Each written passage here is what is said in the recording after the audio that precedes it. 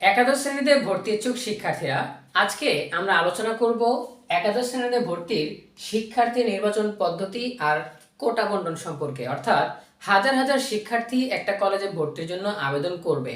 এখন কলেজ কিভাবে সিলেকশন করবে বা নির্বাচন করবে যে কোন কোন শিক্ষার্থীকে তারা চান্স দিবে বা কোন কোন শিক্ষার্থীকে তারা নির্বাচন করবে, এই ক্ষেত্রে কোটা বন্টনটা কিরকম হবে, এ বিষয়ে বিস্তারিত সকল তথ্য জানিয়ে দিব, সহজভাবে বুঝিয়ে বলবো আমাদের আজকের ভিডিওতে।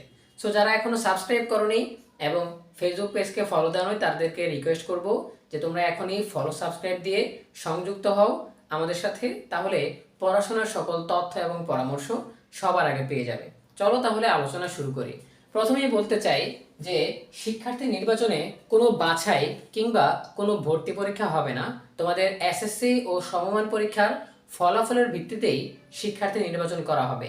এক্ষেত্রে যে কোটা পদ্ধতি থাকবে সেটা হচ্ছে 93% থাকবে সকলের জন্য উন্মুক্ত, 93% সকলের জন্য উন্মুক্ত থাকবে। এরপরে 1% থাকবে শিক্ষা মন্ত্রণালয়ে কর্মরত সকল কর্মকর্তা কর্মচারীদের জন্য 1% কোটা থাকবে। এরপরে আরও 1% কোটা থাকবে অধীনস্থ শিক্ষা মন্ত্রণালয়ের অধীনস্থ যত অধিদপ্তর আছে, যত সংস্থা আছে, ঠিক আছে, যত দপ্তর আছে, সেগুলোর জন্য আমরা রাখবো 1% কোটা। এরপরে আরও 5% থাকবে মুক্তিযোদ্ধাদের সন্তানদের জন্য, ঠিক আছে। সো মুক্তিযোদ্ধাদের সন্তানদের জন্য 5%, এই টোটাল হচ্ছে 100%। সো মুক্তিযোদ্ধাদের সন্তান যদি 5% না পাওয়া যায়, সেক্ষেত্রে এই 5%-এর মধ্যেও এই 93% অর্থাৎ সকলের জন্য উন্মুক্ত আসনগুলো এখান থেকে দেওয়া হবে। আবার যদি এখানেও 1% কোটা না পাওয়া যায়, অর্থাৎ শিক্ষা মন্ত্রণালয়ে কর্মরত কোনো শিক্ষার্থী যদি ওই কলেজে আবেদন না করে, সেক্ষেত্রে এই কোটাটা কিন্তু এই 93%-এর সাথে যুক্ত হবে, অর্থাৎ সবার জন্য উন্মুক্ত হয়ে যাবে। সো কোটাটা আশা করি তোমরা বুঝতে পেরেছো। এবারে চলো আমরা আলোচনা করি যে কলেজ কিভাবে শিক্ষার্থী নির্বাচন করে। সো এটার জন্য কিন্তু বোর্ডের নীতিমালা দেওয়া আছে। কোনো কলেজ কিন্তু নিজের ইচ্ছায় বাছাই করে কোনো শিক্ষার্থী নিতে পারবে না। এটা কেন্দ্রীয়ভাবেই অনলাইন সিস্টেমের মাধ্যমে বুয়েটের কারিগরি সহায়তা এটা হয়ে থাকে। সো যেহেতু অ্যালগোরিদম এই কাজটা করে বা অনলাইনেই স্বয়ংক্রিয়ভাবে অটোমেটিক্যালি কাজটা হয়, সো কোন কোন প্রক্রিয়ায় হয় সেটা আমরা বোঝার চেষ্টা করি। তাহলে প্রথমেই যেটা আলোচনায় আসে সেটা হচ্ছে যে প্রথমেই দেখা হয় যে জিপিএ কার কত। সো জিপিএ যত বেশি, যত শিক্ষার্থী আবেদন করবে, এর মধ্যে সবচেয়ে বেশি যার জিপিএ তাকে আগে নেওয়া হবে, তারপর যে একটু কম তাকে নেওয়া হবে, তারপর যার একটু কম, এভাবে জিপিএর উপর ভিত্তি করে নেওয়া হবে। এখন যদি সেম জিপিএ হয়ে যায়, যদি জিপিএ সেম হয়ে যায়, অর্থাৎ দুইজনের বা দুইজন শিক্ষার্থীর জিপিএ সেম, তখন কি করা হবে? তখন তাদের মোট নম্বর দেখা হবে, অর্থাৎ টোটাল মার্ক। তখন দেখা হবে তাদের মোট নম্বর। অর্থাৎ যদি শিক্ষার্থী বাছাই করতে গিয়ে দেখে যে প্রথমেই জিপিএ মূল্যায়ন করবে, যে যার জিপিএ তাকে নেওয়া হবে। এখন যদি দুজন শিক্ষার্থীর জিপিএ সমান হয়ে যায়, সেই ক্ষেত্রে তাদের টোটাল মার্ক দেখা হবে, ঠিক আছে, যে তাদের মধ্যে বা তাদের দুজনের জিপিএ সমান হলেও কে প্রাপ্ত নম্বর বেশি, অর্থাৎ কে নম্বর বেশি পেয়েছে মোট নম্বরে, সেই নম্বরটা দেখা হবে। এখন সেই নম্বর দেখতে গিয়ে যদি আবারও গোলমাল লেগে যায়, অর্থাৎ দুজনের মার্ক যদি সমান সমান হয়ে যায়, সেই ক্ষেত্রে দেখতে হবে যে তাদের দুইজনের মধ্যে ম্যাথে, অর্থাৎ গণিত বিষয়ে কে বেশি পেয়েছে। যদি গণিত বিষয়েও মিলে যায়, তাহলে দেখা হবে যে তাদের মধ্যে হায়ার ম্যাথে, অর্থাৎ উচ্চতর গণিতে কে বেশি পেল। যদি তাতেও সমান সমান হয়ে যায়, তাহলে দেখা হবে যে বায়োলজিতে, অর্থাৎ জীববিজ্ঞানে কে বেশি পেল। তখনও যদি সমান সমান হয়ে যায়, তাহলে দেখা হবে ইংলিশে, অর্থাৎ ইংরেজিতে দুজনের মধ্যে কে বেশি পেল। যদি তারপরও সমস্যার জট না খুলে ইংলিশের পরে দেখা হবে ফিজিক্সে কে বেশি পেল বা পদার্থবিজ্ঞান বিষয়ে কে বেশি পেয়েছে। সেটাও যদি না হয়, তখন দেখা হবে কেমিস্ট্রিতে কে বেশি পেয়েছে, ঠিক আছে। সো এই হচ্ছে বিষয়। তাহলে আমি আরেকবার বলতেছি, প্রথমেই দেখা হয় কার জিপিএ বেশি। যদি দুজন শিক্ষার্থীর জিপিএ সমান হয়ে যায়, তখন দেখা হয় যে কার টোটাল মার্ক বা মোট নম্বর বেশি। যদি মোট নম্বরেও মিলে যায় বা সমান হয়ে যায়, সেক্ষেত্রে দেখা হয় কার গণিতে প্রাপ্ত নম্বর বেশি।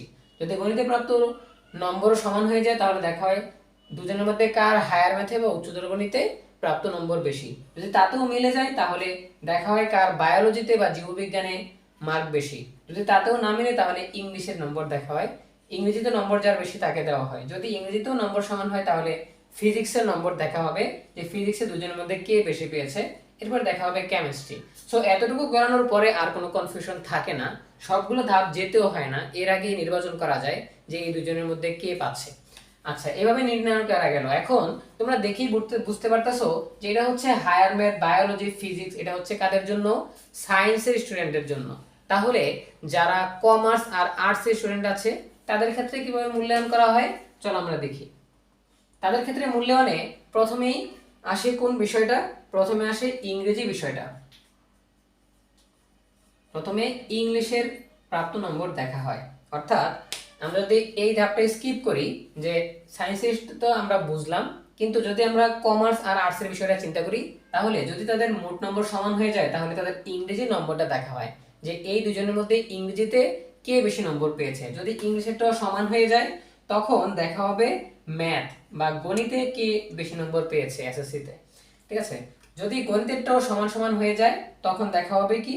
তখন দেখা হবে বাংলা, বাংলা বিষয়ের প্রাপ্ত নম্বর দেখা হবে। তো এই তিনটা ধাপে মূল্যায়ন করা হবে, এই হচ্ছে বিষয়। এখন আরো একটা বিষয় বলে রাখি, এটা হচ্ছে সায়েন্স বাদ দিয়ে কমার্স আর আর্টসের জন্য। আর যারা গ্রুপ চেঞ্জ করবে, বিজ্ঞান থেকে যারা ব্যবসা শিক্ষা কিংবা মানবিকে আসবে তাদের জন্য কিন্তু এইটাই প্রযোজ্য। এটা প্রযোজ্য শুধুমাত্র যারা এসএসসিতেও সায়েন্সে ছিল আর এইচএসসিতেও সায়েন্সে ভর্তি হতে চায়। ঠিক আছে, তাদের জন্য এইভাবে নির্বাচন করা হবে। আর যারা এসএসসিতে কমার্সে আর্টসে পড়াশোনা করেছে তাদের জন্য এটা। আবার এসএসসিতে যারা সায়েন্সে করেছে ইন্টারমিডিয়েটে গিয়ে বা উচ্চ মাধ্যমিকে গিয়ে বা একাদশ শ্রেণীতে আর্টস বা কমার্সে ভর্তি হতে চায় তাদের জন্য এই রুলস। ঠিক আছে, তো কিভাবে নির্বাচন করা হয় সেটা আমরা দেখলাম, কোটাও আমরা জেনে নিলাম। ঠিক আছে, এবারে আরেকটা গুরুত্বপূর্ণ বিষয় আসে, যেসব প্রতিষ্ঠান হচ্ছে স্কুল অ্যান্ড কলেজ। ঠিক আছে, অনেক প্রতিষ্ঠান আছে স্কুল অ্যান্ড কলেজ, অর্থাৎ একই সাথে তাদের প্রতিষ্ঠানে মাধ্যমিকও আছে আবার উচ্চ মাধ্যমিক আছে। এই ধরনের স্কুল অ্যান্ড কলেজ বা সমমানের প্রতিষ্ঠানগুলোতে যারা তাদের নিজস্ব স্টুডেন্ট তাদেরকে তারা অগ্রাধিকার ভিত্তিতে ভর্তি করবে। তাদের নিজস্ব স্টুডেন্ট ভর্তি করার পর যে আসনগুলো খালি থাকবে সেই আসনগুলোর জন্য তারা অনলাইন থেকে নিবে। ঠিক আছে, অনলাইন সিস্টেমটা এভাবেই কাজ করে। তারা দেখবে যে তাদের ক্যাম্পাস থেকে যারা এসএসসি পাস করেছে তাদেরকে আগে দেওয়া হবে, তাদেরকে দেওয়ার পর যে আসনগুলো বাকি থাকবে সেগুলোর জন্য তারা এই প্রসেস ফলো করবে।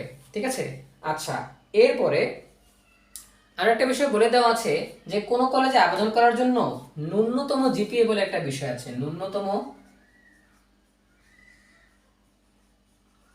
ন্যূনতম জিপিএ অর্থাৎ ওই কলেজে আবেদন করার জন্য তোমার ন্যূনতম কত জিপিএ লাগবে এটা কিন্তু কোনো কলেজ নির্ধারণ করে দিতে পারবে। সো বোর্ডের যে আবেদন করার ওয়েবসাইট আছে সেখানে কলেজ ওভারভিউতে গেলে এই বোর্ডের ন্যূনতম জিপিএ দেখা যাবে যে কোন গ্রুপে ভর্তি হওয়ার জন্য ন্যূনতম জিপিএ কত লাগবে। আবার কলেজের নোটিশ বোর্ডেও এটা দেওয়া থাকবে। এরপরে যে বিষয়টা আছে সেটা হচ্ছে এই যে আমরা নীতিমালা পেলাম, এই নীতিমালার বিষয়ে প্রাসঙ্গিক একটা কথা বলে শেষ করে দিচ্ছি। সেটা হচ্ছে এসএসসি ও সমমান পরীক্ষার ফলাফল প্রকাশের 30 দিনের মধ্যেই এই নীতিমালা প্রকাশ করতে হয়, অর্থাৎ একাদশ শ্রেণীতে ভর্তির সকল নিয়ম কানুন। সো নিয়ম কানুন তোমাদের জন্য ইতিমধ্যেই প্রকাশ করা হয়েছে। নিয়ম কানুন থেকে প্রত্যেকটা বিষয় ভেঙে ভেঙে আমরা আলাদা আলাদা ভিডিওতে বোঝানোর চেষ্টা করছি। এটা হচ্ছে আমাদের দ্বিতীয় ধাপ। আমরা আগের ধাপেও আরেকটা ভিডিওতে আলোচনা করেছি যে একাদশ শ্রেণীতে ভর্তি সংক্রান্ত, সেই ভিডিওটা তোমরা দেখে নিতে পারো। ভর্তির যোগ্যতা কি আর বিভাগ কিভাবে নির্বাচন করবে সেটা নিয়ে ভিডিও দেওয়া আছে। সো আশা করি আজকের ভিডিওটা তোমরা বুঝতে পেরেছো যে কলেজে আবেদন করার পর একটা কলেজ কিভাবে তার শিক্ষার্থী নির্বাচন করে আর এক্ষেত্রে কি কি কোটা বন্টন রয়েছে। সো আজকের ভিডিও এই পর্যন্তই। আশা করি তোমরা বুঝতে পেরেছো। তোমাদের যে কোনো প্রশ্ন কিংবা মতামত কমেন্টে জানিয়ে দাও। ভালো থাকো সবাই, ধন্যবাদ সবাইকে।